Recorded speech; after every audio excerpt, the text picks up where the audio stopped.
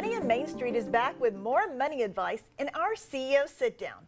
Today, we've invited Jim Nemley to our program to share his wisdom with us. He has not only coached thousands of entrepreneurs as a licensed professional business coach, but he also has quite a following with his radio program, Building Your Extraordinary Business, which you can find on Blog Talk Radio. Jim also served on the Business Advisory Board for the Katharine Gibbs School.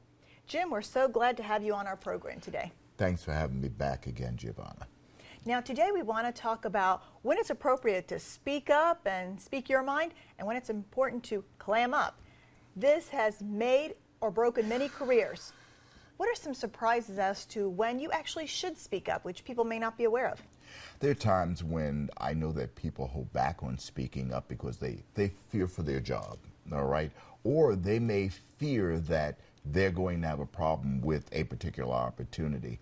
But that's the time. And again, there are things you have to balance out. But there are times when you have to speak up. You just can't sit back. Give me a few examples. I'll give you an example. As a business coach, I have to speak up. One of the things I do is I fire clients. All right. What does that mean? Well, it means that if we're not going to be able to move forward in the proper fashion, then I have to speak up.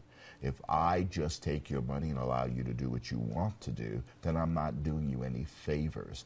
But there are a lot of people that will hold back in speaking up because they figure the money is good enough. But it's not important. What's important is to make certain that things are being done right. What if you're an employee? As an employee, there are times to speak up. If you're being asked to do something that is totally against what you believe in, speak up. If you have to get a new job, you get a new job.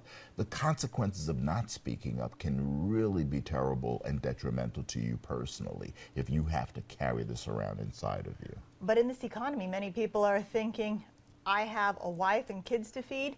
I can't take that chance that I'm going to lose my job. You know, it's not necessarily so that you'll lose your job. Some people will speak up and your employer will look at you in a better light. As a matter of fact, your employer may have more respect for you because you did hold that ground. Employers don't necessarily want puppets. They want people who can produce and who are mature. And the act of speaking up is a mature act. Okay, in which instances should you stay quiet? Stay quiet whenever it is that you're going to speak up against is not detrimental to you or to what's around you. You keep quiet then, all right, if it's something that happens accidentally. But how do you know? Well, you'll know because if you have a boss, for instance, that it usually is very even-keeled, but this particular day he came in and he sounded off on you, keep quiet. You never know. There are mitigating circumstances for why that may have happened. Now, lately it seems like the people who talk or scream the loudest, outrageous behavior, those are the ones that kind of steal the spotlight. Is there ever an instance when you should try to be the loud one, where this could actually help you? I'll tell you, there's an old saying that the squeaking wheel gets the oil, all right? Well, what oil are you actually looking for? Will making that noise get you to where you want to be? How are those people actually viewed by the ones they're making noise in front of? Are they being viewed as headaches? That's when you keep quiet, because speaking up doesn't necessarily mean that you're going to get ahead. It just means you're going to be classified with the headaches. Now, some people may be honest, too honest. Talk to me about that in the business world. In the business world, if somebody comes to you and they want a critique, all right, if you are brutally honest, that critique can be offensive. Give your critique honestly, but take the edge off of it. If you're going to be honest about something, say for instance, if you keep doing this, you're going to screw up. Well, if you keep doing this, you're not going to make it to where you want to go. Top 3 tips in our final seconds of those people who are successful at this.